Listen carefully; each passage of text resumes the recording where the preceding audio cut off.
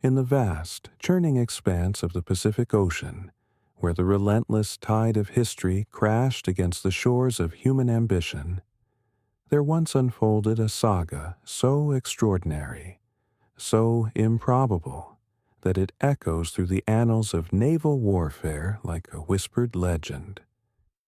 Imagine a time when the fate of empires hinged on the silent ballet of steel behemoths lurking beneath the waves, and the deadly dance of predator and prey played out in the unforgiving deep. This isn't merely a recounting of dates and destroyers. It's a profound journey into the very essence of human ingenuity, unwavering courage, and the devastating power of innovation forged in the crucible of global conflict. This is the story of the USS England, a destroyer escort, a vessel far from the titanic battleships and aircraft carriers that dominated headlines, yet one that carved an indelible mark upon history. In a mere 12 days, a blink of an eye in the grand sweep of World War II, this single ship achieved what no other before or since has accomplished: the systematic hunting down and destruction of 6 enemy submarines. 6 silent hunters, vanished beneath the waves, their missions ended, their crews lost, all at the hands of one unassuming American warship. It was a record that stunned even the hardened veterans of the Pacific Fleet, a testament not just to technological prowess, but to the intricate web of human intelligence, tactical brilliance, and sheer, bloody-minded determination. The year was 1944. The war in the Pacific had raged for over 2 years, a brutal, island-hopping struggle for supremacy. The early triumphs of the Japanese Empire had faded, replaced by a grim, tenacious American advance. Yet the Japanese Imperial Navy, though battered, was far from broken. Their submarines, though dwindling in number and facing increasingly sophisticated Allied anti-submarine warfare, remained a formidable threat, a shadowy vanguard capable of striking deep into American supply lines and reconnaissance efforts. The stage was set for a decisive confrontation, a strategic chess match where every move, every intercepted whisper across the airwaves could alter the course of nations. Our story, however, doesn't begin with the thunderous roar of naval guns or the dramatic splash of depth charges. It starts in the quiet, almost monastic solitude of a nondescript building nestled within the bustling confines of Pearl Harbor. Here, miles from the front lines, a different kind of war was being fought. A war of the mind, a battle of wits against an unseen enemy. This was the domain of the Fleet Radio Unit Pacific, or FUPAX, the brilliant successor to the legendary Station Hypo, which had famously broken Japanese codes before the pivotal Battle of Midway. On May 13, 1944, within those windowless rooms, surrounded by clattering IBM tabulating machines and mountains of seemingly indecipherable paper, American cryptanalysts intercepted a seemingly routine Japanese radio transmission. It was a message from a submarine, the I-16, to the commander of Japanese Submarine Division 7. On the surface, it conveyed mundane operational details: an estimated time of arrival off Bougainville in the Solomon Islands, scheduled for 2,200 hours on May 22nd. To an untrained eye, it was just another snippet of military bureaucracy. But to the keen, highly trained minds of the American intelligence officers, it was a golden thread, a critical piece of a colossal puzzle, offering an unprecedented opportunity to strike at the very heart of Japan's underwater fleet. The ability to pluck such a critical piece of information from the vast static of wartime communications was not an accident. It was the culmination of years of relentless, painstaking labor. Since the earliest, darkest days of the war, Brilliant teams of mathematicians, linguists, and puzzle solvers had toiled in absolute secrecy, their lives dedicated to cracking the intricate Japanese naval codes, particularly the formidable JN-25. Their work was an intellectual marathon, requiring not just raw computational power, but an intuitive grasp of linguistics, cultural nuances, and the often idiosyncratic patterns of human communication. Imagine the pressure, the sheer mental exhaustion, as they painstakingly pieced together fragmented messages, searching for the elusive cribs, known plaintext fragments, that could unlock entire codebooks. These unsung heroes, working in conditions of almost monastic isolation, had already contributed to American victories at Midway, where their foreknowledge of Japanese plans had turned the tide, and in the Solomon Islands. But never before had such direct, actionable, decoded intelligence been used with such devastating effectiveness in anti-submarine warfare. This wasn't just about knowing where the enemy was, it was about knowing exactly where they were going to be, a predictive power that bordered on prescience, granting an almost unfair advantage in a war where surprise was paramount. Once decoded, this precious intelligence was immediately transmitted through secure channels, a digital whisper across the vast Pacific, reaching Commander Hamilton Haines. Haines, a battle-hardened veteran of destroyer warfare, commanded Escort Division 39, stationed at Tulagi in the Solomon Islands. He wasn't new to the grim business of hunting submarines. He had cut his teeth battling German U-boats in the treacherous waters of the Atlantic. His experience, his ingrained understanding of submarine tactics, and his unyielding resolve would prove invaluable in the coming engagement. Haines wasted no time. The decrypted message was a ticking clock. He moved with swift, decisive action, forming a 3-ship hunter-killer task group, selecting the best anti-submarine vessels at his disposal for this critical mission. These weren't the colossal battleships or the fast, glamorous fleet carriers. These were the workhorses, the unsung heroes of naval warfare. 3 Buckley-class destroyer escorts. Leading this specialized wolf pack was the USS George, under the command of Lieutenant Commander Fred W. Just. Alongside her sailed the USS Rabbi, led by Lieutenant Commander James Scott. And then there was the USS England, DE 635, commanded by Lieutenant Commander Walton Barclay Pendleton, temporarily detached from Escort Division 40 to join this urgent, high-stakes hunt.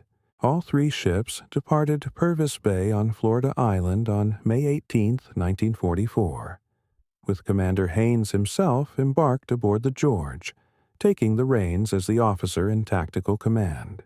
The selection of these specific ships and their crews was no accident. Each had been purpose-built and specifically equipped for anti-submarine warfare. Their crews had spent months, not years, but intense, focused months, perfecting their skills in the dangerous submarine-infested waters around the Solomon Islands. They had trained together, developed a seamless teamwork, and established communication protocols that transcended mere orders, evolving into an almost telepathic understanding of each other's movements and intentions. Though many of these sailors were young, some barely out of their teens, and relatively green in combat experience, they had been drilled relentlessly in every aspect of ASW: sonar operation, attack procedures, damage control. This rigorous preparation, this relentless pursuit of perfection in a deadly craft, would soon pay dividends far beyond anyone's wildest imagination. But this particular submarine hunt, triggered by a single intercepted message, was merely a ripple in a much larger, more ominous strategic picture unfurling across the Pacific. On that very same day, the task force departed. Additional radio intelligence revealed a deeply disturbing development. The Japanese were establishing a massive scouting line of 7 submarines, designated the NA Line. This picket line stretched hundreds of miles, a silent barrier between the Admiralty Islands north of New Guinea and Truk in the Caroline Islands, positioned directly across the anticipated route of American carriers destined for their next major operation. The Japanese High Command, reeling from previous losses but ever tenacious, was bracing for new Allied landings. The question wasn't if, but where. Would it be the Marianas, the Western Caroline Islands, or the western end of New Guinea? This strategic uncertainty was a reflection of the desperate situation facing the Imperial Navy in mid-1944, with their once mighty carrier force decimated and their sprawling island bases increasingly isolated by the relentless Allied advance.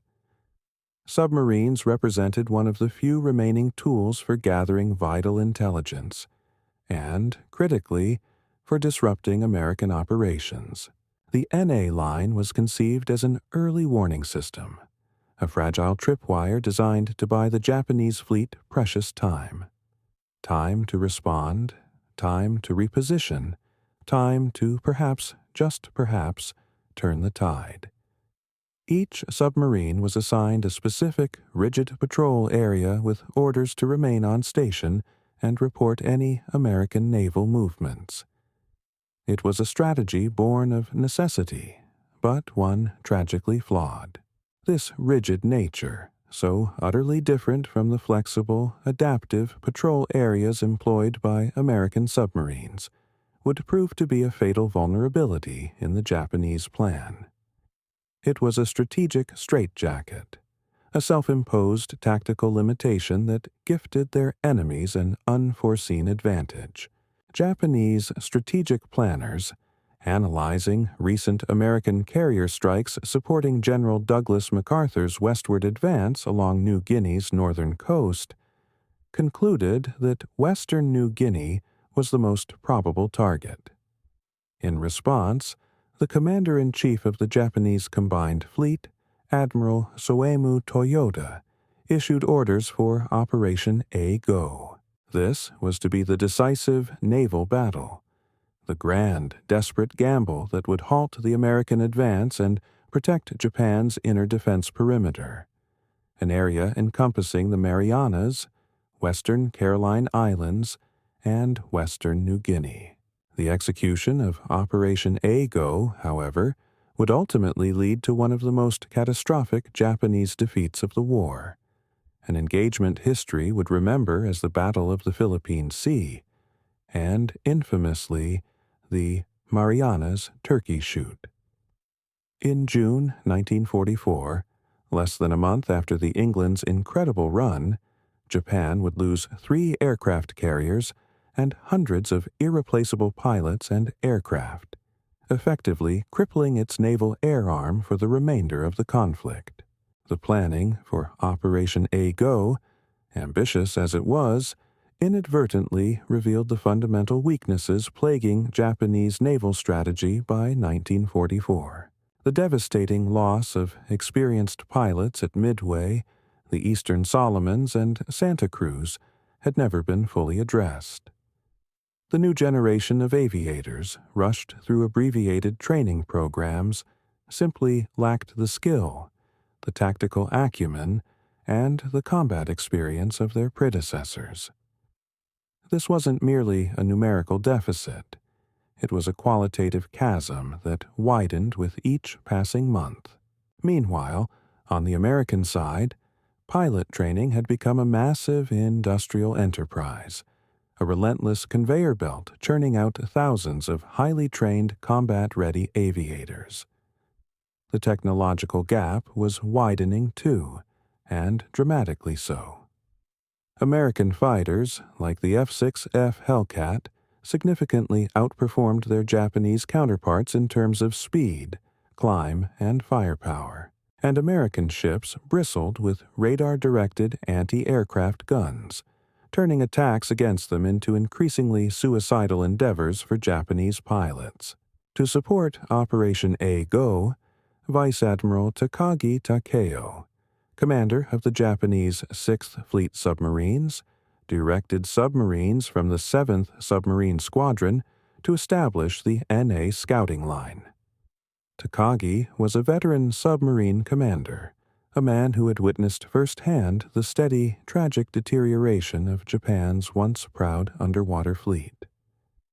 At the war's outset, Japanese submarines had been among the best in the world, boasting highly trained crews and excellent torpedoes, but the attrition had been heavy.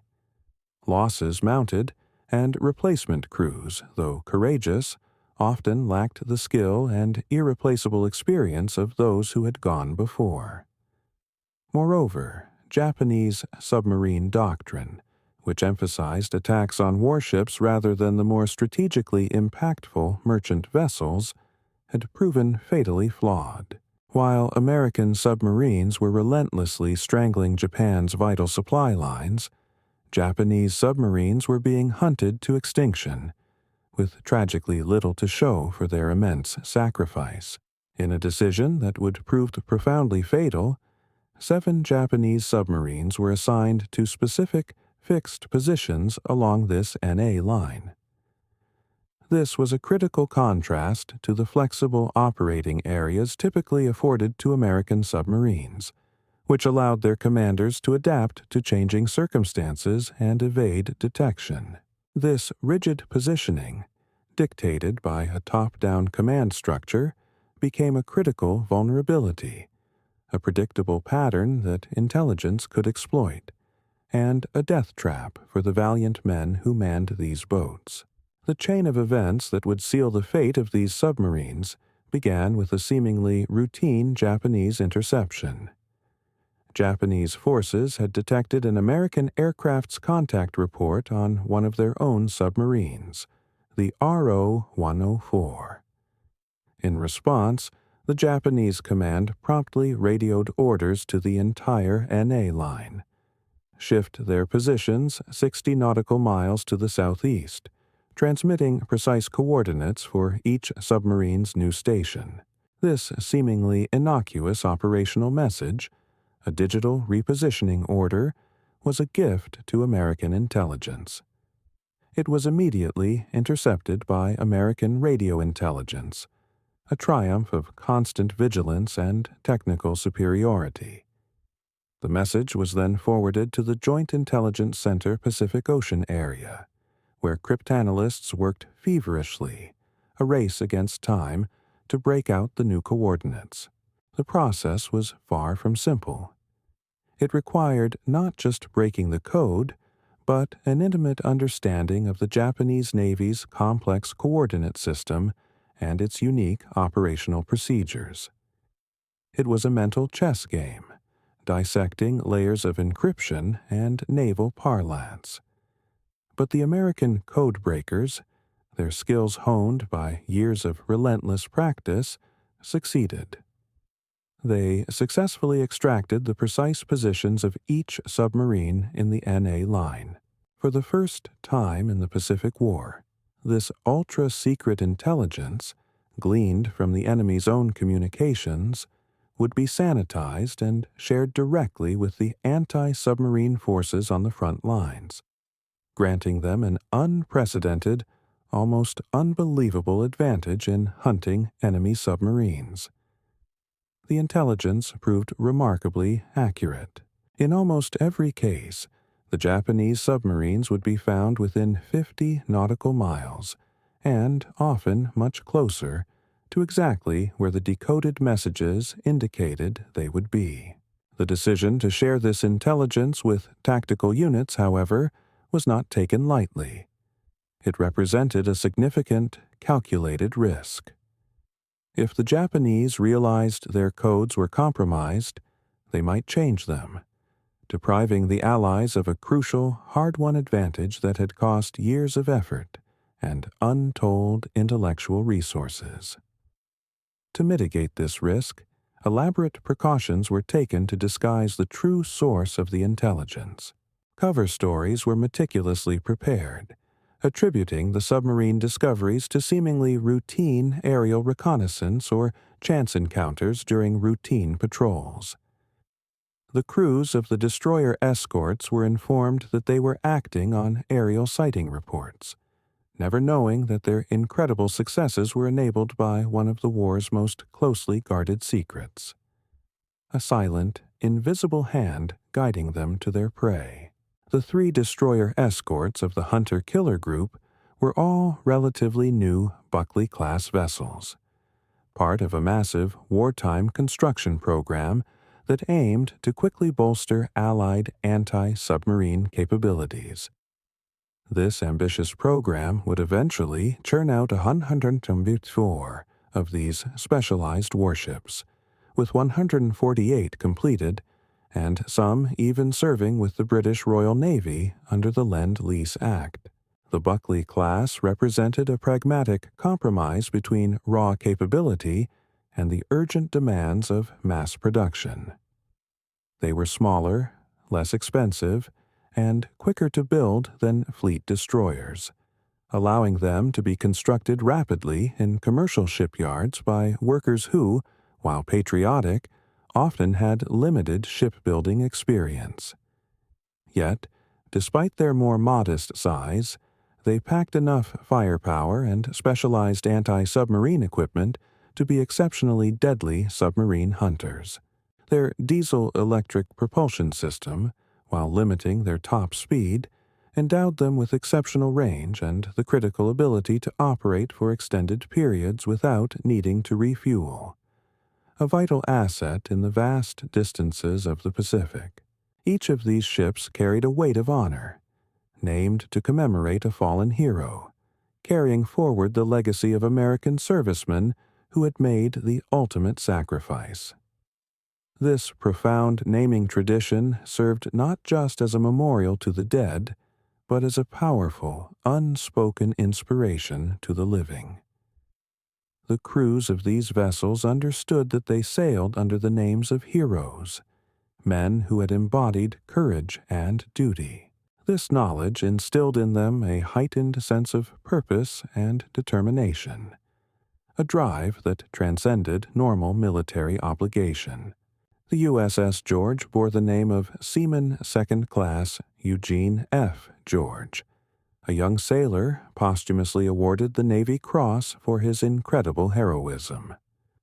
On November 12, 1942, during the brutal naval battle of Guadalcanal, one of the most savage surface engagements of the war, fought at point-blank range in the absolute darkness, George served as an anti-aircraft gunner aboard the heavy cruiser USS San Francisco.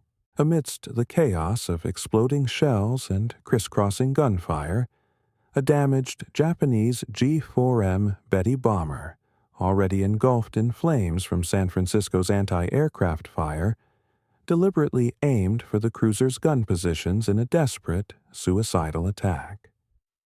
Seaman George and his fellow gunners, fully aware of their impending doom, stood their ground. They continued to fire at the rapidly approaching aircraft until the very moment of impact.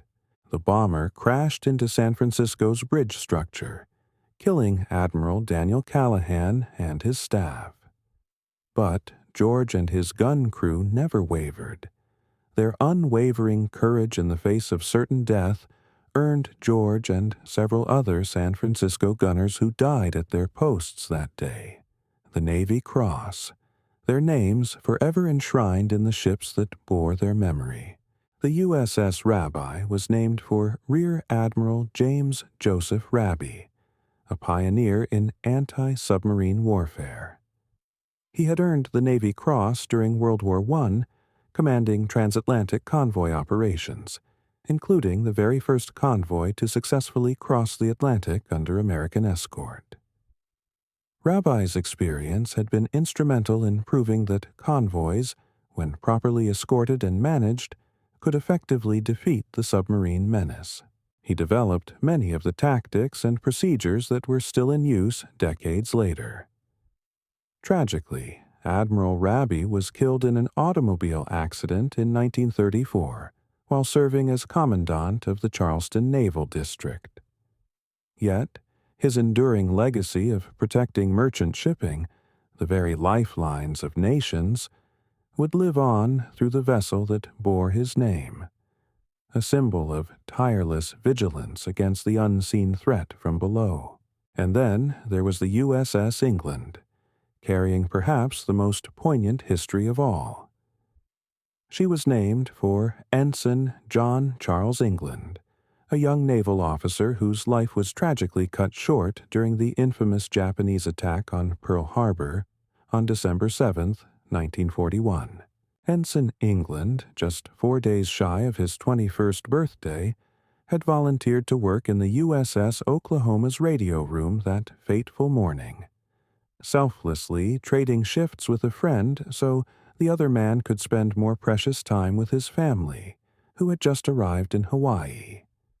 England himself was eagerly awaiting the arrival of his own wife and their 3-week-old daughter, whom he had never even seen.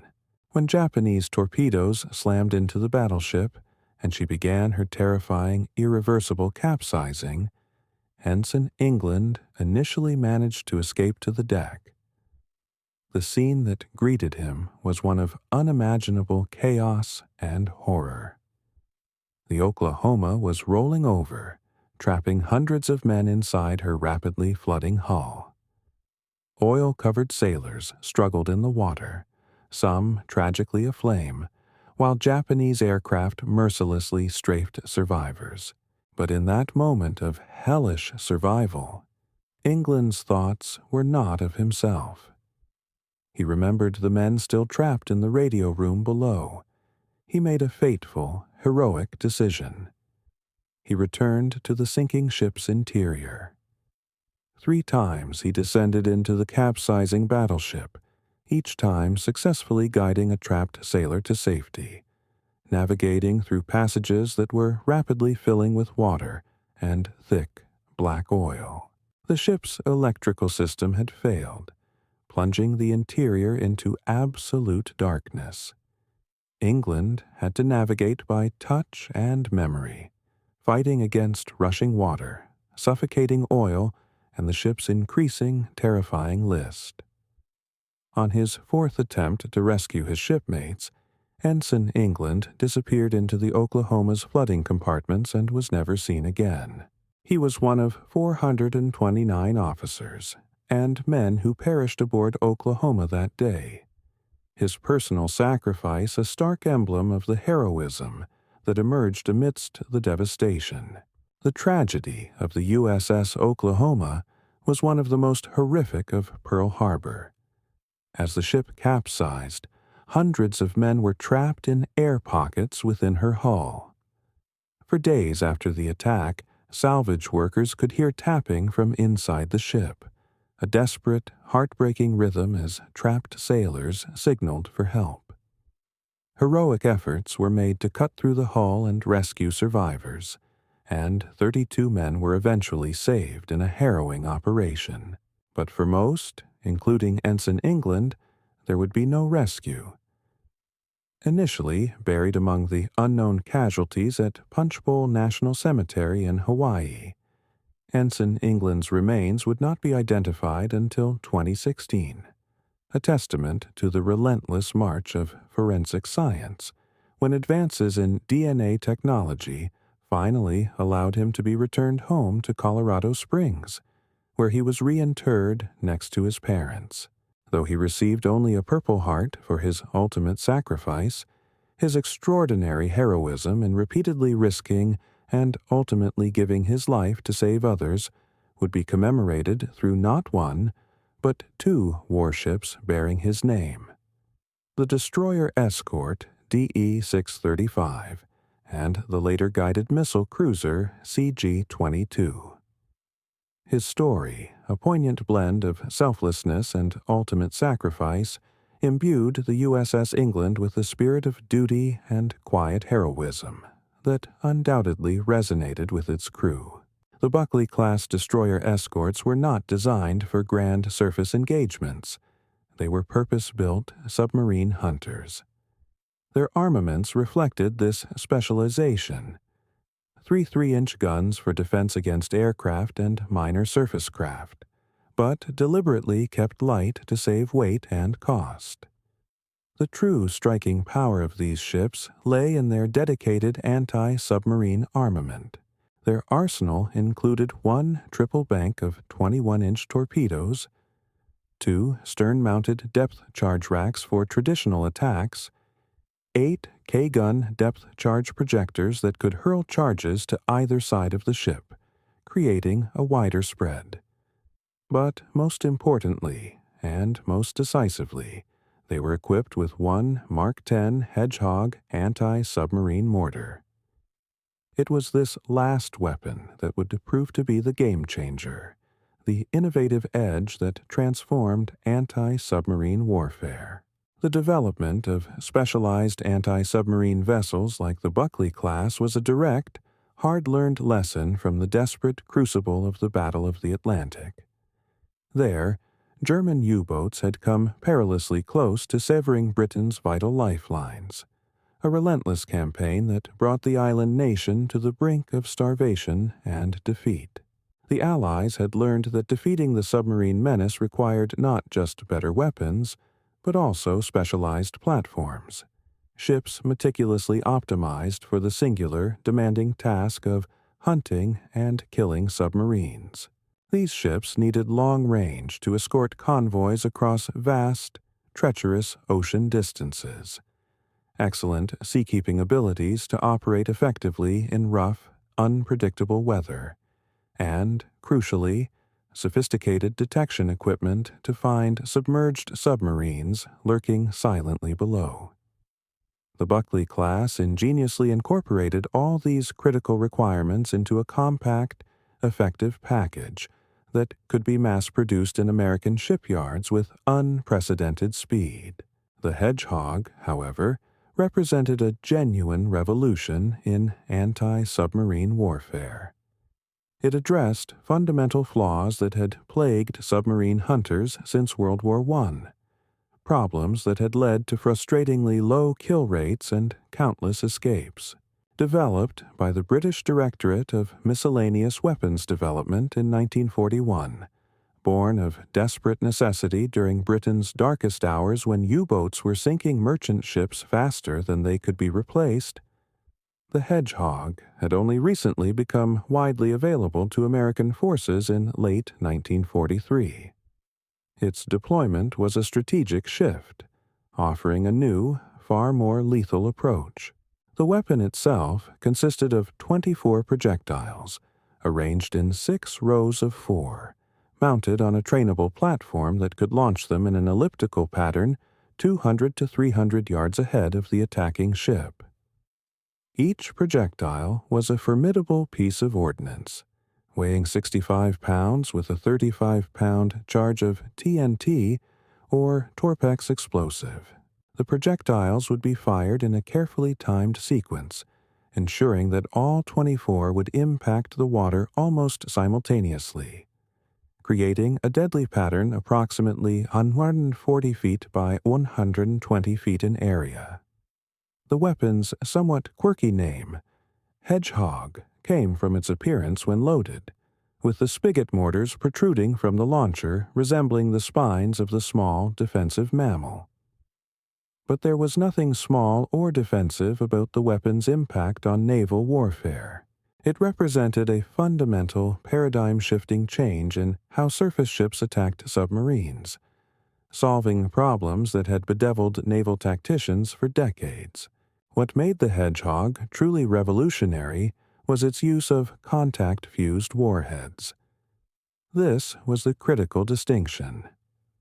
Unlike traditional depth charges, which detonated at preset depths using hydrostatic fuses, irrespective of whether they were near a submarine or not, each Hedgehog projectile would only explode on direct physical contact with a solid object, in this case, the hull of a submarine.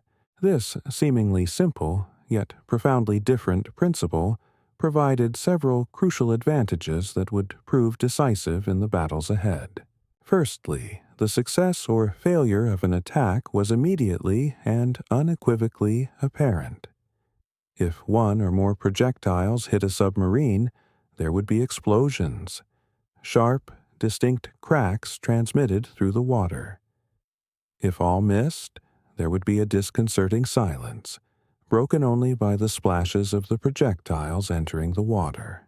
Ship commanders no longer had to endure agonizing minutes, sometimes 20 minutes or more, scanning the surface for telltale oil slicks or debris to determine if their attack had succeeded. This immediate feedback was invaluable, saving precious time and psychological strain. Moreover, the Hedgehog could be reloaded in approximately 3 minutes, allowing for rapid follow-up attacks if the first salvo missed. This quick reload time was absolutely critical. Submarines that survived the initial attack often escaped during the long reload times required for traditional depth charge attacks, disappearing into the vastness of the ocean. Secondly, and perhaps most importantly from a tactical perspective, the Hedgehog solved the persistent problem of sonar blindness that had long plagued anti-submarine forces. Traditional depth charges, by their very nature, created massive underwater explosions, whether they hit their target or not. These detonations would effectively deafen the attacking ship's sonar for many minutes, generating a maelstrom of acoustic disturbances that could take up to 15 minutes to dissipate. During this period of acoustic blindness, submarines could often escape undetected, using the chaos as cover. The concussion from depth charges also created a swirling barrier of turbulent water and air bubbles that reflected sonar pulses erratically, making accurate tracking impossible. With the Hedgehog, if the projectiles missed, there were no explosions to disturb the water. This allowed the attacking ship to maintain continuous sonar contact, providing an unbroken stream of data and enabling them to immediately set up for another, more refined attack. The psychological dynamics were also starkly different. While depth charges created a terrifying barrage of explosions that could inflict psychological damage on submarine crews, even when they missed, potentially forcing submarines to surface or surrender, the Hedgehog was a silent killer. Submarines had virtually no warning that an attack was underway until the projectiles were already in the water, taking about 7 seconds to sink to 200 feet. This gave submarine commanders precious little time, if any, to take evasive action. With traditional stern-dropped depth charges, experienced submarine captains could calculate when they entered the attacking ship's minimum sonar detection range and execute sharp, violent, evasive maneuvers to avoid the charges being rolled off the stern. Some submarine commanders had become so skilled at this deadly game of cat and mouse that they could predict almost exactly when depth charges would explode and maneuver accordingly. The Hedgehog eliminated this tactical option entirely, changing the rules of engagement in a brutal, decisive way. Statistics from the war would later prove the Hedgehog's devastating effectiveness. British analysis showed that during World War II, an average of 60 traditional depth charge attacks were required to sink a single submarine. In the early war period, this ratio was even worse, sometimes over 100 attacks per kill, highlighting the immense difficulty of the task. With the Hedgehog, this ratio improved dramatically, a truly revolutionary leap, to approximately 1 submarine sunk for every 5 to 6 attacks, a tenfold improvement in lethality. Although each Hedgehog projectile carried less explosive power than a standard depth charge, a direct hit from even a single projectile was usually sufficient to breach a submarine's pressure hull and send it irrevocably to the bottom. The contact explosion, directly against the hull, was far more destructive than the dispersed pressure wave from a near-miss depth charge explosion, as the hull itself helped contain and focus the explosive force inward, magnifying its destructive power. The submarine I-16, the vessel whose intercepted message had triggered this entire hunt, was no ordinary vessel. She was a veteran, a ghost of Japan's early war triumphs, with a distinguished, if ultimately tragic, combat record spanning 9 war patrols. A Type C-1 submarine, one of the largest in the Japanese fleet, I-16 was a formidable craft, 358 feet long and displacing 3,161 tons submerged. She was specially equipped to carry a Type A midget submarine mounted on her deck, a testament to Japanese innovation and their penchant for audacious, if often costly, special operations. It was I-16 that had earned a unique, if controversial, place in history by launching the very first midget submarine attack of the Pacific War. The story of I-16's role at Pearl Harbor vividly illustrated both the innovative spirit and the ultimate futility of Japanese naval special operations. The midget submarine program had been developed in great secrecy, with the tiny two-man craft intended to penetrate enemy harbors and deliver devastating torpedo attacks from within. 5 mother submarines, including I-16, had carried these miniature subs to Pearl Harbor, launching them in the pre-dawn hours of December 7, 1941, hours before the main air attack. Under the command of Lieutenant Junior Grade Yokoyama Masaharu, I-16's midget submarine had been launched at Aohiro 42, attempting to penetrate the harbor defenses and attack American warships. The fate of these midget submarines, however, revealed the stark gap between Japanese ambition and the brutal reality of naval warfare. Though Yokoyama's craft never returned, and his fate remained unknown for decades, I-16 received radio transmissions believed to be from his midget sub on the afternoon of December 7th, reporting a successful attack, and another early on December 8th indicating the craft could not navigate. Post-war analysis, however, suggested that none of the midget submarines successfully attacked American ships at Pearl Harbor. One was sunk by the destroyer USS Ward in the war's opening shots. Another was destroyed inside the harbor by USS Monaghan. One ran aground, and its sole survivor became America's first Japanese prisoner of war. And 2 simply vanished. None of the 5 midget submarines launched that day returned to their motherships, and of the 10 crewmen, only 1 survived the war as a prisoner. 6 months later, on May 30th, 1942, I-16 achieved what had eluded her at Pearl Harbor, a successful midget submarine attack. Operating in the Indian Ocean against British forces at Diego Suarez, Madagascar, I-16 launched another midget submarine, this one commanded by Ensign Iwas Katsusuke. This midget sub successfully penetrated the British anchorage and fired its torpedoes, scoring a critical hit on the British battleship HMS Ramillies that caused severe damage. The 29,150-ton battleship, a veteran of World War I, took on 800 tons of water and was nearly lost. Though Ramillies survived thanks to excellent damage control and would go on to bombard German positions during D-Day, the attack demonstrated I-16's capability for launching devastating surprise attacks. The midget submarine also sank the tanker British Loyalty before being lost with its crew. This success at Madagascar represented the high watermark of Japanese midget submarine operations, proving the concept could work under the right circumstances, but also tragically highlighting the extreme danger and typically one-way nature of such missions. During the brutal Guadalcanal campaign, I-16 conducted multiple dangerous resupply runs to isolated Japanese garrisons, becoming part of the infamous Tokyo Express, the desperate effort to supply Japanese forces in the Solomon Islands by submarine after surface ships could no longer safely make the journey.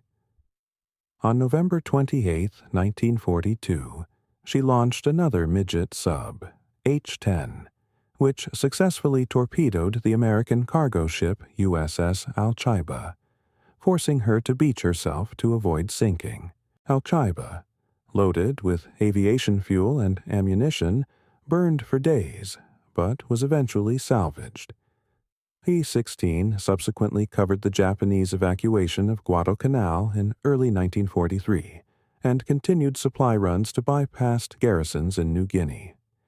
She had even survived an air attack in December 1943 that caused light damage, a testament to her crew's resilience and her robust construction. But her luck, a precious commodity in wartime, was about to run out. The supply missions that I-16 and her sisters undertook were a stark, poignant symbol of the deteriorating Japanese strategic position. Once proud fleet submarines, designed for offensive operations and engaging enemy warships, were reduced to carrying bags of rice and medical supplies to starving garrisons on bypassed islands. Each mission meant running a gauntlet of increasingly effective American aircraft and warships, often for the dubious reward of delivering a few tons of supplies to troops who were ultimately doomed by the relentless American advance. It was a terrible waste of scarce submarines and their highly trained crews, a grim testament to a naval command's code of honor that demanded no garrison be abandoned while any means of supply remained, no matter how futile. On May 14, 1944, I-16 departed Truk Lagoon under the command of Lieutenant Commander Takeuchi Yoshitaka, her hold filled with a cargo of rice in 75-pound rubber bags, intended for the desperately starving Japanese garrison at Buen on Bougainville. The garrison there had been bypassed by American forces since November 1943, slowly being starved into submission. Conditions had become utterly desperate. Men were dying of starvation and disease daily, and grim incidents of cannibalism had even been reported. It was a hellish existence, and the submarine was their only lifeline. But I-16's departure transmission, a routine communication of her mission, intercepted and meticulously decoded by American intelligence, had inadvertently sealed her fate. The 3 American destroyer escorts were already converging on her predicted position, a silent, unseen net closing in.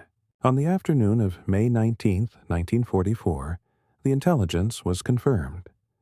An Allied reconnaissance aircraft, a consolidated PBY Catalina from a Navy patrol squadron, spotted I-16 on the surface north of Bougainville, a tiny speck against the vast ocean. The submarine was running on the surface, a necessary evil to recharge her batteries and make better speed toward her destination. Japanese submarines of this period suffered from relatively weak batteries and slow underwater speeds, forcing them to spend considerable, dangerous time on the surface, where they were acutely vulnerable to detection by aircraft and radar-equipped warships. The 3 destroyer escorts immediately sprang into action. They formed a line abreast, a deadly, coordinated formation, and commenced a systematic sonar sweep of the area. This formation, with ships precisely spaced at optimal sonar detection intervals, created an acoustic net that few submarines could hope to escape. At 13:35 hours, England's sonar operator, a young sailor from Iowa who had never seen the ocean before joining the Navy, reported a solid contact with a submerged submarine. The distinctive, chilling ping of the sonar return indicated a solid object at a range of 1,350 yards. The hunt was on. The invisible dance of death had begun. WW2 immediately commenced standard Japanese submarine evasion tactics, techniques refined through brutal experience. Radical changes in depth and direction, sudden speed changes, and sharp turns designed to throw off the attacking ship's targeting solution. These tactics had saved many submarines from destruction. Japanese submarine commanders were trained to think three-dimensionally, using the entire water column as well as course changes to evade attackers. Lieutenant Commander Takeuchi was fighting for his life and the lives of his 106 crew members, the fate of all hanging in the balance. Lieutenant Commander Pendleton brought England in for her first attack run, a tense, meticulously choreographed approach. It required precise coordination. The sonar operators maintaining fragile contact, the plotting team frantically calculating the target's course and speed, and the Hedgehog crew preparing their unique weapon. But the first Hedgehog salvo missed as I-16 successfully evaded, diving deep and turning sharply at the last moment. The second attack also failed to connect. I-16 was using every trick in the book, a desperate masterclass in survival, releasing bubbles to create false sonar targets, changing depth rapidly to throw off range calculations, and executing radical course changes that pushed the submarine's hull to its structural limits. On the third attack, England's Hedgehog scored a single hit. The explosion would have been devastating inside the submarine. A concussive shock wave throwing men against bulkheads, shattering light bulbs, potentially causing localized flooding. But the big submarine's strong hull absorbed the damage, and her valiant crew managed to maintain control, continuing their desperate evasion maneuvers.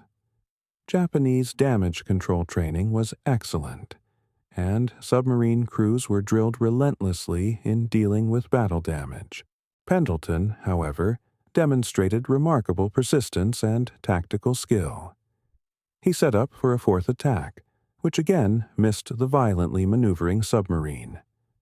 By now, the hunt had been going on for over an hour.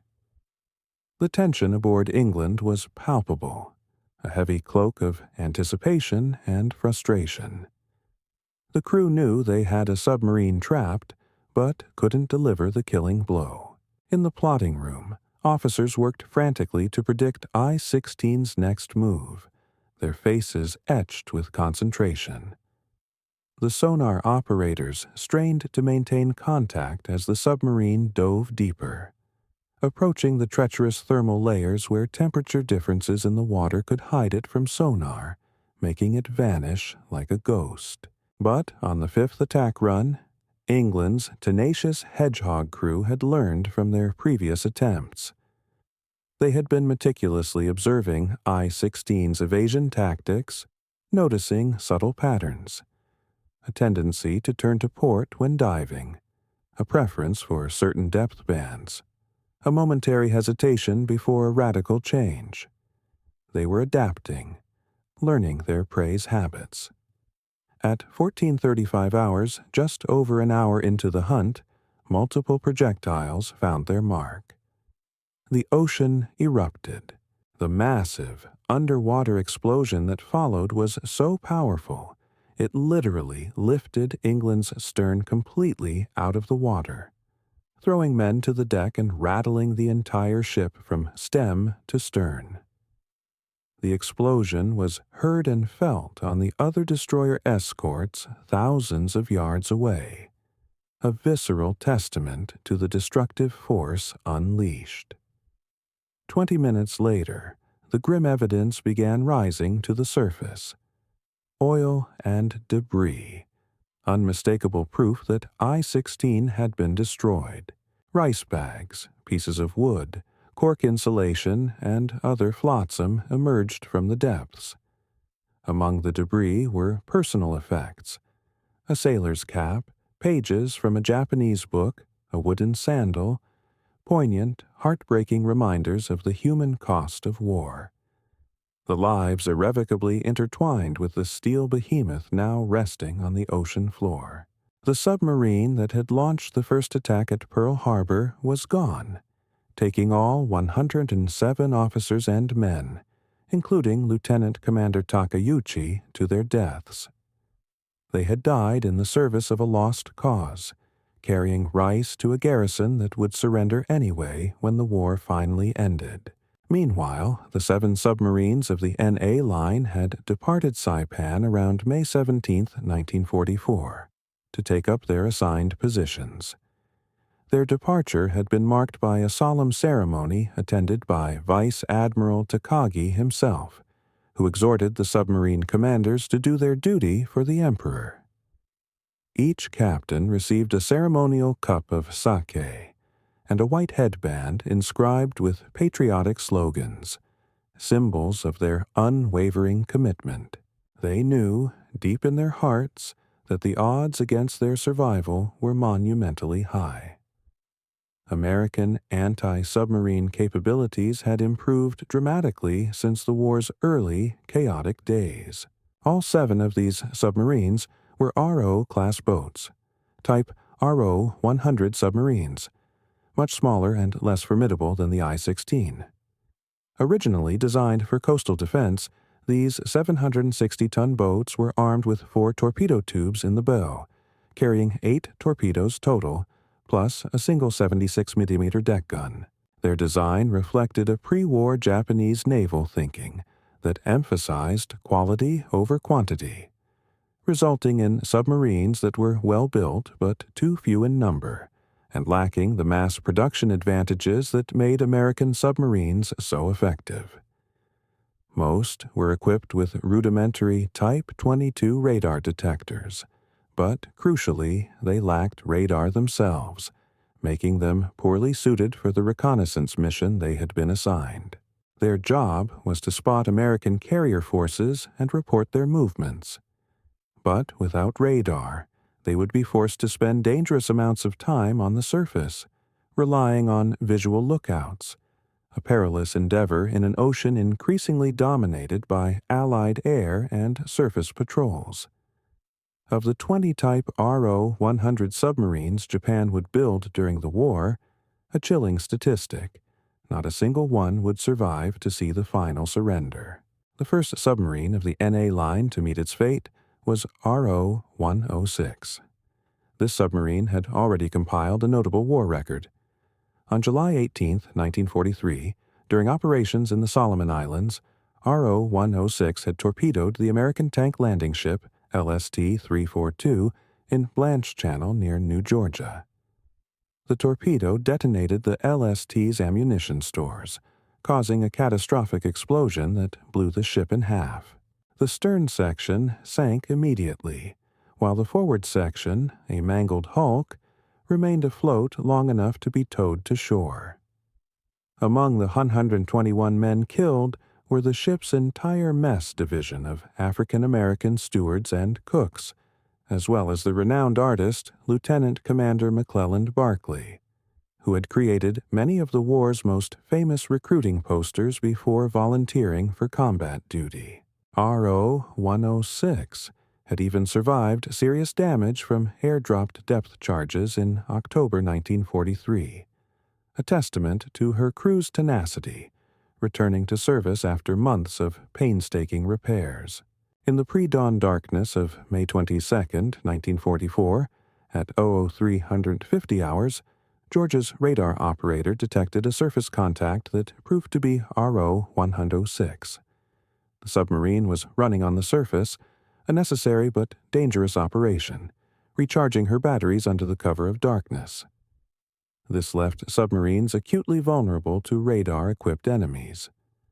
George illuminated the submarine with a powerful 24-inch searchlight, catching her completely by surprise. Her E-27 radar detector, a critical piece of defensive equipment, had failed to function, leaving her blind to the approaching destroyer escort. The powerful beam of light would have been blinding to the submarine's bridge watch, who had been using night vision to scan for enemies. Despite the surprise, RO-106's crew reacted with incredible speed, crash diving beneath the surface before George could bring her guns to bear. The submarine's officer of the deck ordered an emergency dive, and within seconds the bridge was cleared, and the submarine was heading under. The dive took less than 40 seconds, well within Japanese Navy standards, a testament to their training, but it wasn't fast enough to completely escape.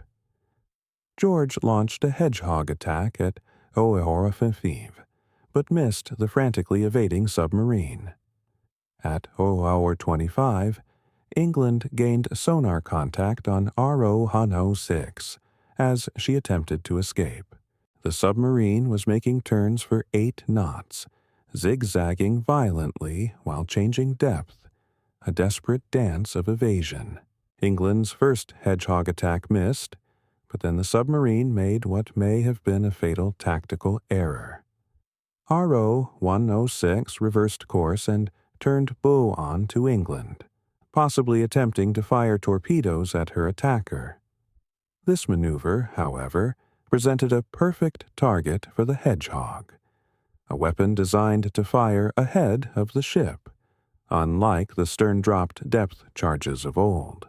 Not understanding how this new weapon system worked, the submarine commander had inadvertently positioned his boat directly in the hedgehog's kill zone, a tragic miscalculation. England's second attack scored at least 3 direct hits. The explosions would have been catastrophic inside the submarine. The hull breached in multiple places, water rushing in at tremendous pressure, electrical systems shorting out in showers of sparks and arcs. The submarine broke up immediately, her pressure hull collapsing as she plunged toward the ocean floor, unable to withstand the focused force of the explosions. RO-106 was lost with all 49 hands. The entire action, from first radar contact to the submarine's destruction, had taken just 36 minutes. A chilling demonstration of the hedgehog's swift lethality. The next day brought another success, a relentless continuation of the hunt. RO-104, under the command of Lieutenant Hisashi Izubuchi, had spent most of her previous patrols in the frigid, unforgiving waters of the North Pacific and Aleutian Islands, a stark, brutal contrast to the tropical warmth where she now hunted. The North Pacific had been a secondary theater for Japanese submarines, used mainly for reconnaissance and occasional attacks on the critical supply line between the United States and the Soviet Union.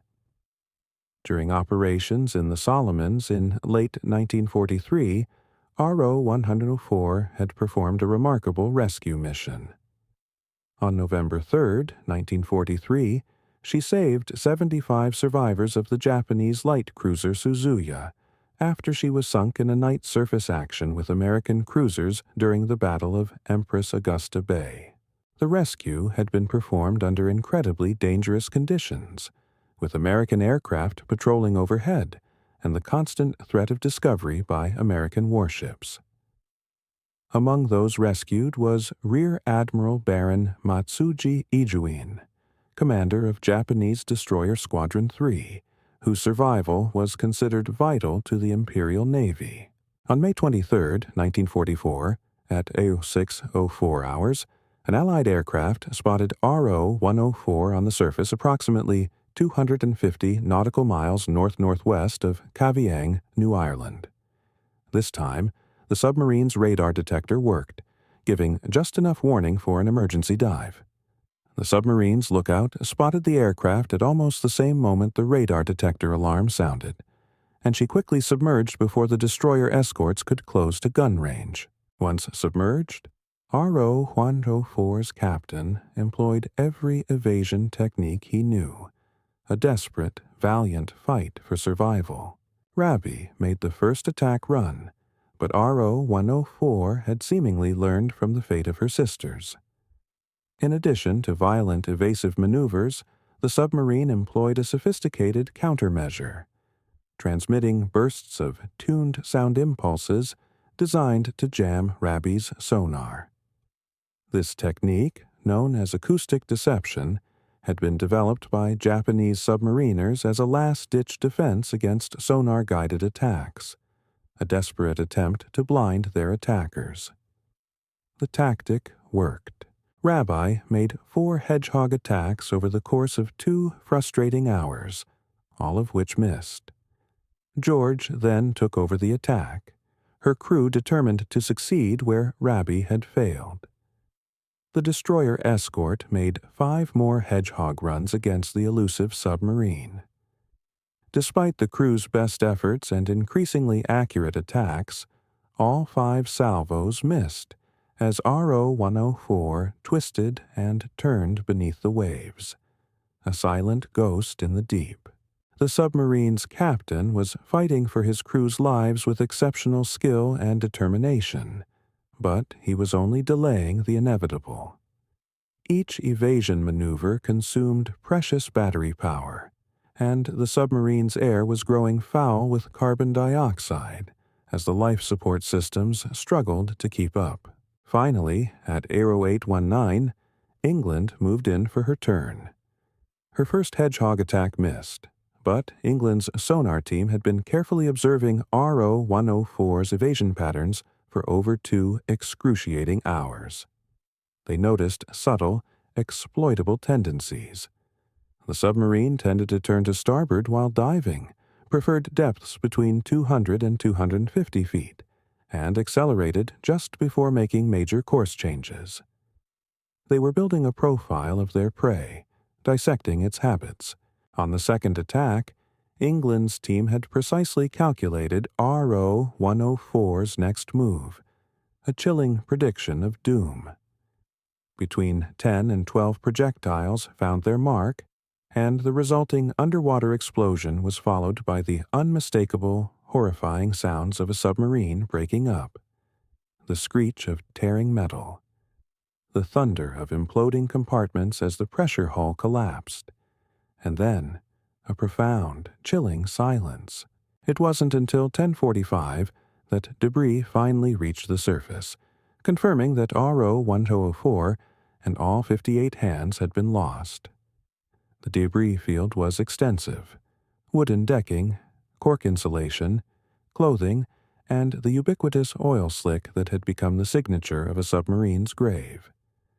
Among the debris was a life ring with Japanese characters, providing definitive, stark proof of the kill. The deadly efficiency of the hunter-killer group was becoming terrifyingly apparent. In just 4 days, they had sunk 3 Japanese submarines, a grim tally. But the relentless hunt was far from over.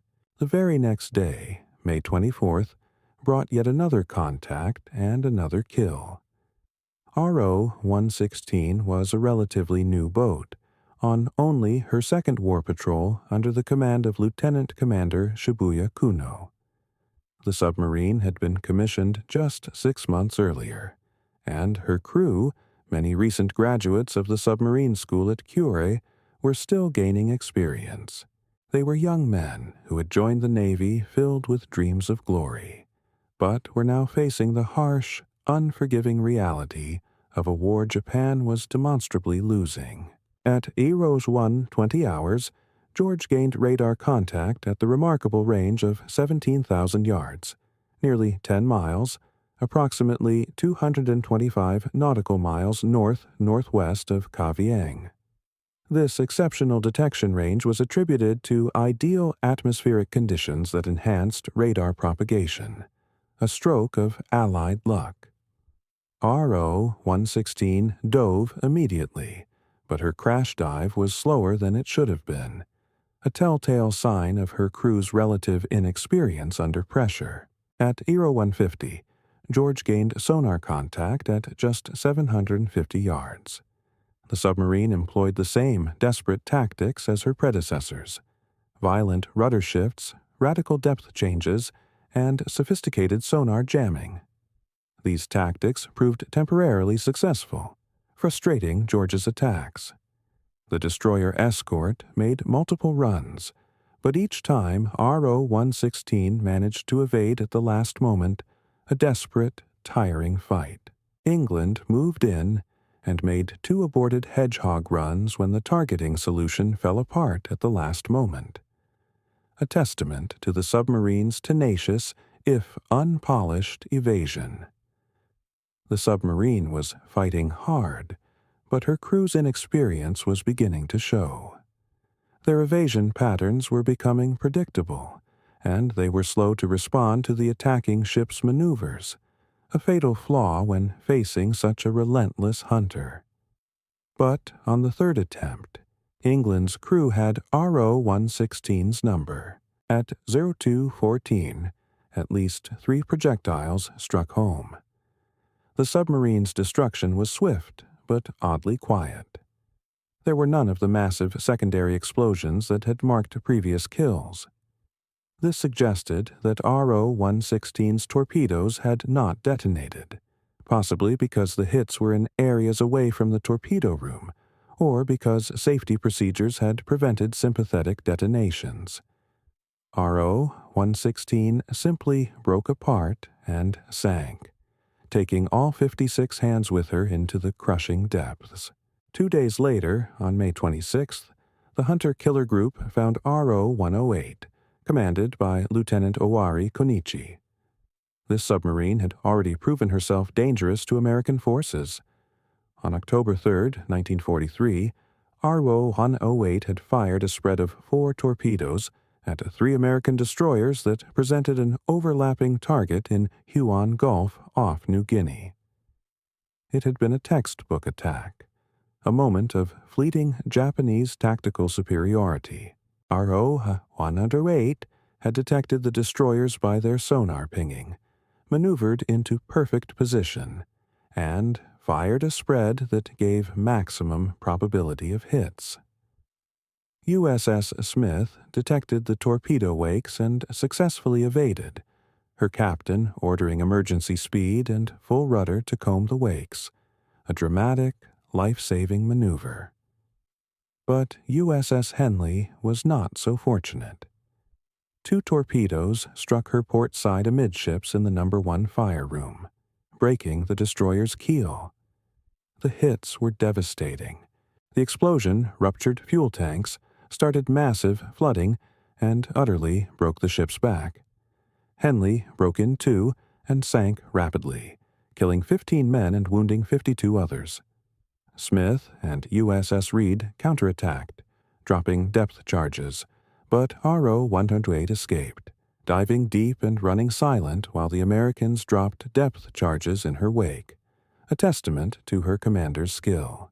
Later, on December 17, 1943, RO-108 was caught on the surface by a PBY Catalina flying boat while recharging her batteries.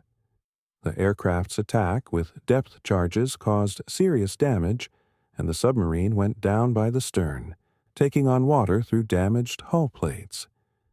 But somehow, her crew managed to save her through heroic damage control efforts, working in flooded compartments to shore up bulkheads and patch leaks, a testament to their resilience and training. She returned to service after months of repairs at Truk. At 2303 hours on May 26th, Rabbi gained radar contact on RO-108 at 15,000 yards, approximately 110 nautical miles northeast of C. Adler Harbor at Manus Island. England also gained radar contact before the submarine dove. Once submerged, England gained sonar contact at 1,150 yards. The submarine was making maximum submerged speed, trying desperately to open the range before the destroyer escorts could attack. Rabbi was vectored in for the first attack, but her hedgehog salvo missed. The submarine had turned inside Rabbi's attack run, a maneuver that required precise timing and steady nerves. At 2323, England commenced her attack run. This time, there would be no prolonged hunt, no drawn-out cat-and-mouse game. England's Hedgehog scored between 4 and 6 hits on the first, devastating salvo. The multiple explosions would have torn RO-108 apart instantly. The submarine's hull, already weakened by her previous battle damage, couldn't withstand the multiple direct hits, the concentrated force of the contact explosions.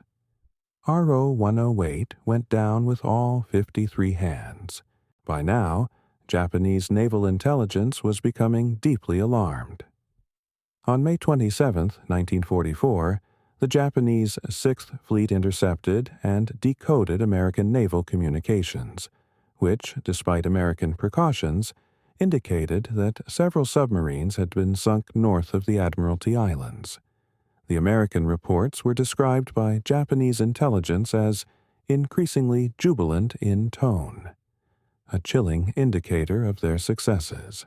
The Japanese Radio Intelligence Service, though not as successful or comprehensive as its American counterpart, was still capable of intercepting and partially reading American communications, piecing together fragments of the Allied operational picture. Warning messages were immediately transmitted to the remaining submarines of the NA line, a desperate attempt to save what remained. The messages were sent on multiple frequencies and repeated several times to ensure reception, a clear sign of urgency.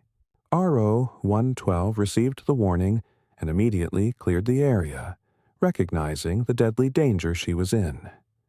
She would survive this particular killing zone, only to be sunk by USS Batfish off Luzon on February 11, 1945, with the loss of all 61 hands, a tragic reminder of the relentless nature of the war. RO-109 also received the warning and managed to escape the immediate killing zone, though she too was living on borrowed time. She would be sunk by the destroyer transport USS Horace A. Bass off Okinawa on May 7, 1945, with all hands lost. But RO-105, under the command of Lieutenant Junichi Ino, either never received the warning or, for reasons that will forever remain unknown to history, chose to remain at her assigned position. Perhaps her radio was damaged. Perhaps atmospheric conditions prevented reception. Or perhaps her captain felt duty-bound to maintain his station regardless of the overwhelming danger.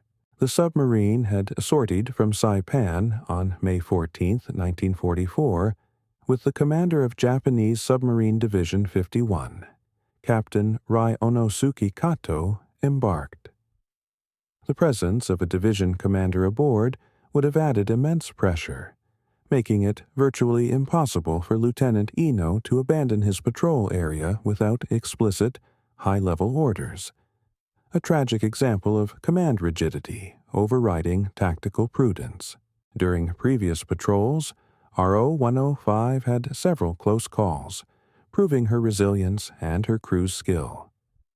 On August 12, 1943, she had narrowly avoided 2 torpedoes fired by USS Tarpon in a stern shot through violent evasive action.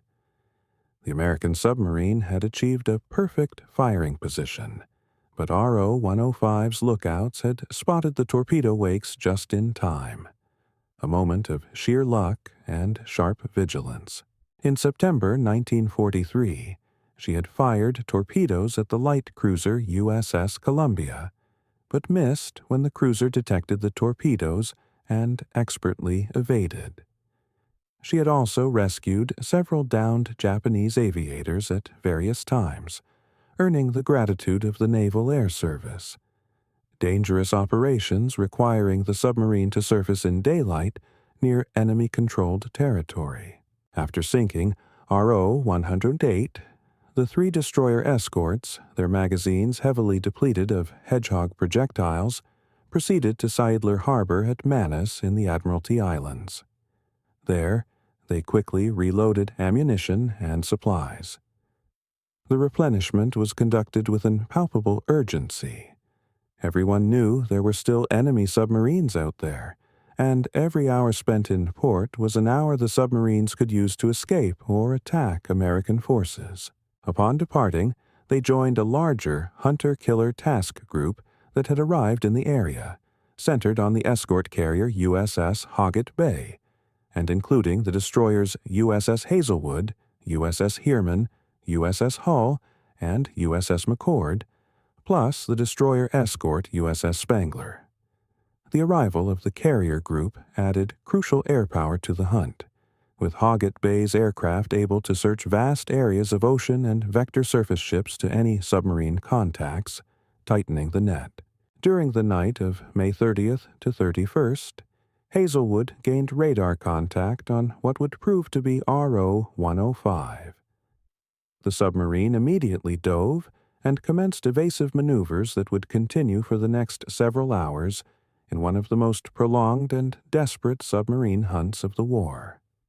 RO-105's captain, facing overwhelming odds, pulled every trick in the book in his desperate fight for survival.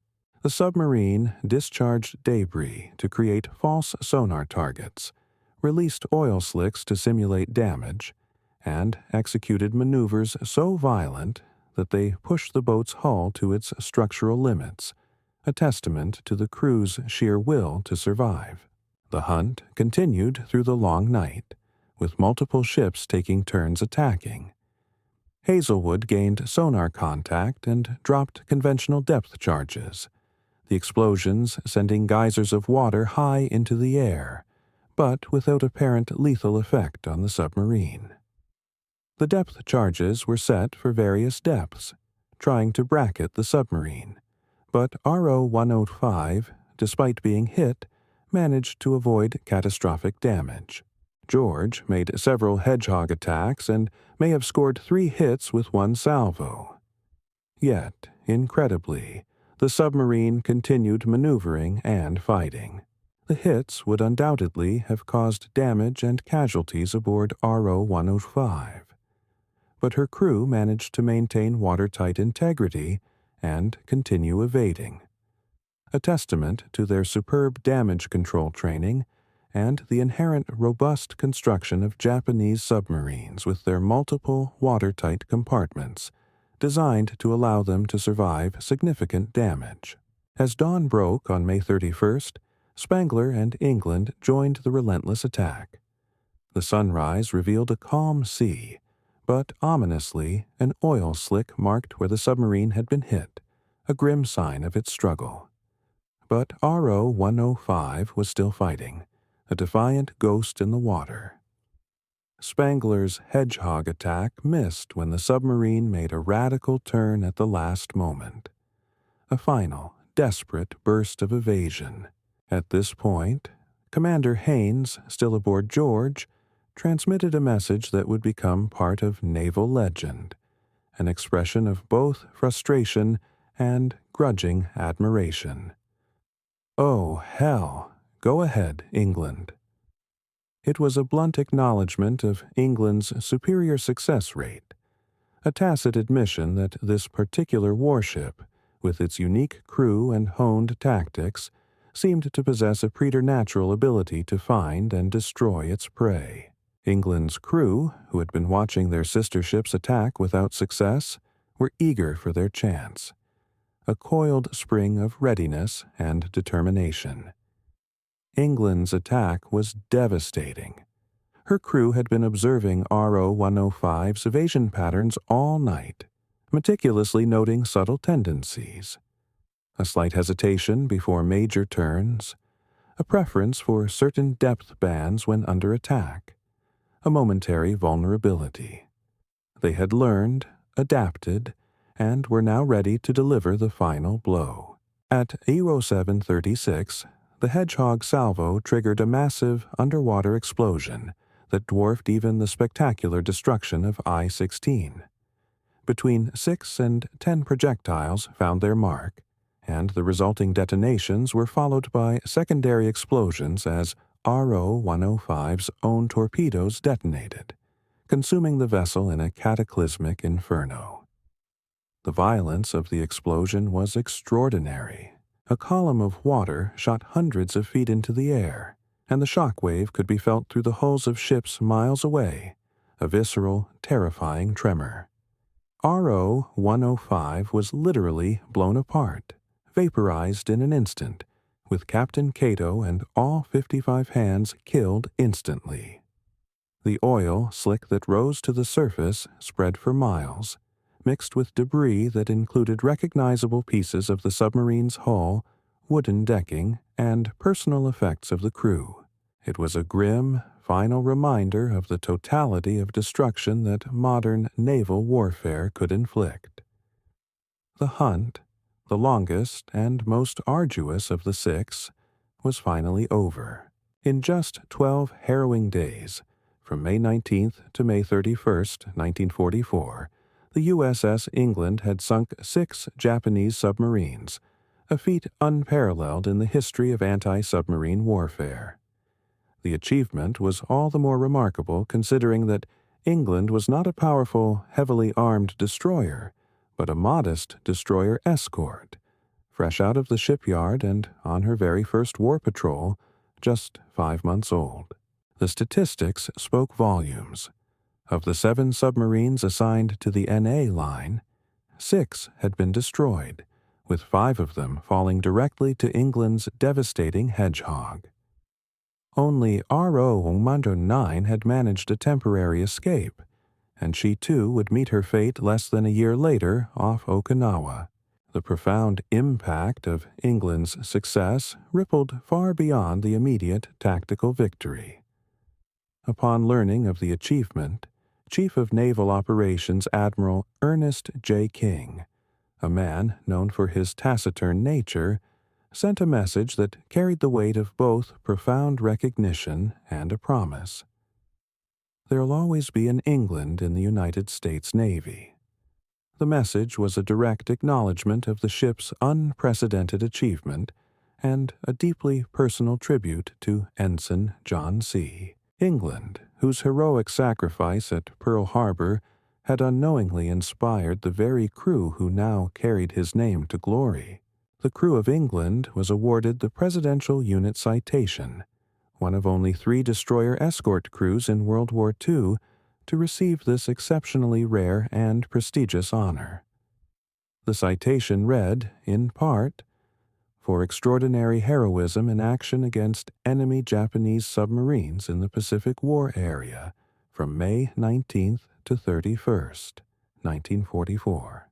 The USS England's brilliant performance in this vital mission contributed materially to the successful operations of our forces and upheld the highest traditions of the United States Naval Service." Lieutenant Commander Pendleton received the Navy Cross for his exceptional leadership during the submarine killing spree. Many historians have noted that his executive officer, Lieutenant John A. Williamson, deserved equal credit for the ship's remarkable tactical proficiency. Williamson had been the one tirelessly conducting endless drills, refining attack procedures, and maintaining the crew's razor-sharp edge during long, often monotonous months of routine patrols. His quiet, foundational contribution to England's success would be fittingly recognized when he later assumed command of the ship. The strategic implications of England's rampage were even more significant than the Navy leadership initially realized. The loss of the NA line submarines, so swift and devastating, initially convinced Japanese naval commanders that a large American force had already passed through the area, en route to the Western Carolines or Western New Guinea, rather than the actual target, the Mariana Islands. This critical misinterpretation caused Admiral Toyota to delay and misdirect the execution of Operation A-Go, his desperate counteroffensive. Japanese fleet units wasted precious fuel and time moving to the wrong positions, and by the time they realized their grievous error and repositioned to defend the Marianas, it was tragically too late. The American invasion of Saipan began on June 15, 1944, catching the Japanese fleet disastrously out of position, disorganized, and strategically compromised. The resulting Battle of the Philippine Sea, fought on June 19th and 20th, 1944, saw the utter destruction of Japanese naval aviation as an effective fighting force. In what American pilots famously called the Marianas Turkey Shoot, over 400 Japanese aircraft were shot down against minimal American losses, a staggering, lopsided victory. 3 Japanese carriers were sunk, and the long-held myth of Japanese naval aviation superiority was permanently shattered, never to recover. The loss of the Marianas also brought American B-29 bombers within range of the Japanese home islands, effectively sealing Japan's fate and shortening the war. Although the U.S. Navy diligently attempted to keep England's unparalleled success secret, primarily to protect the invaluable source of the intelligence that had made it possible, Japanese naval intelligence, with their own cryptanalysis efforts, correctly deduced that the sudden concentrated loss of their submarines was directly attributable to American radio intelligence. Internal Japanese reports, despite the widespread denial within the high command, acknowledged that their codes had been compromised. Yet, incredibly, they persisted in believing that their main naval codes remained secure, a dangerous delusion. This tragic denial would cost them dearly in the remaining year of the war, as American code breakers continued to read Japanese messages, directing American forces to intercept Japanese ships and submarines with devastating precision. The story of the USS England ultimately transcends its specific historical moment. It becomes a timeless, universal testament to human ingenuity, to the boundless depths of courage, and to unyielding determination in the face of mortal danger.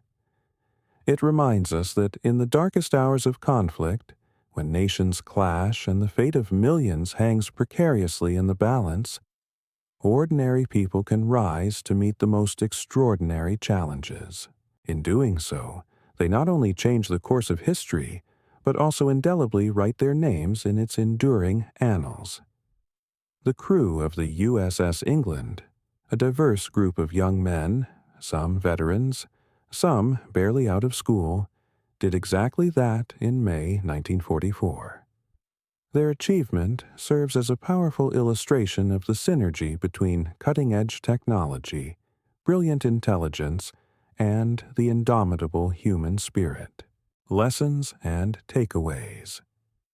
What can we, in the modern era, glean from this incredible saga of the USS England?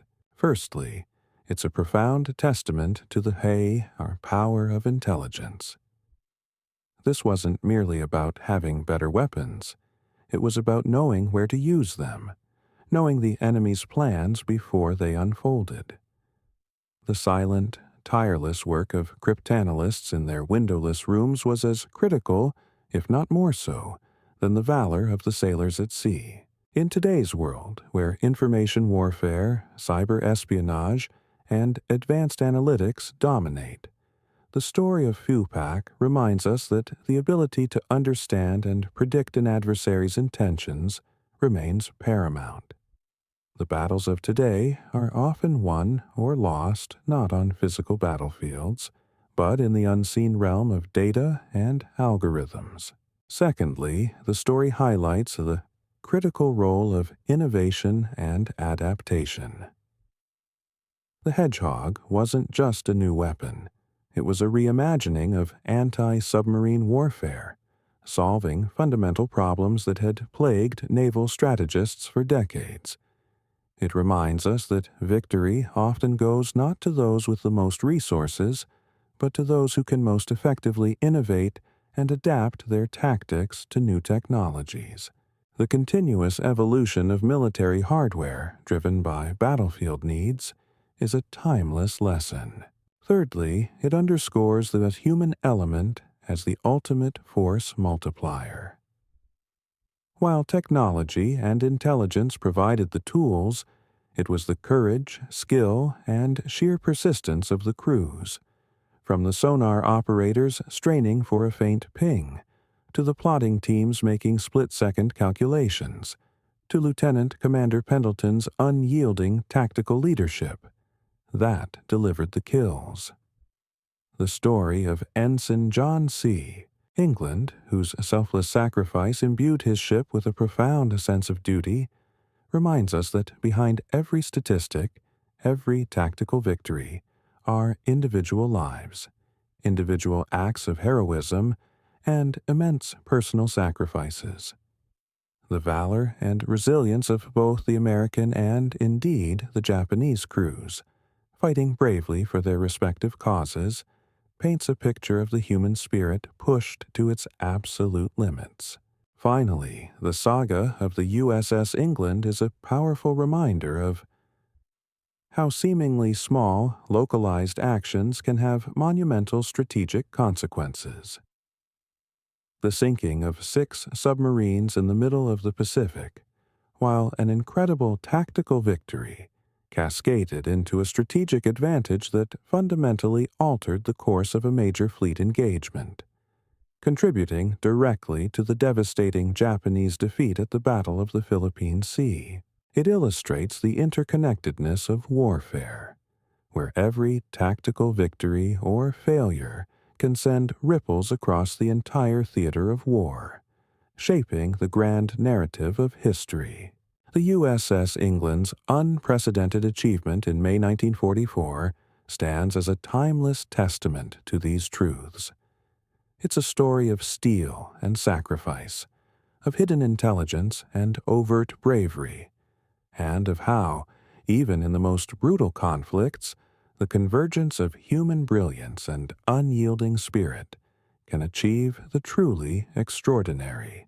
Its legacy is not just etched in the hull of a ship, but in the very fabric of naval history, a beacon of what can be achieved when purpose, preparation, and profound courage align against the odds.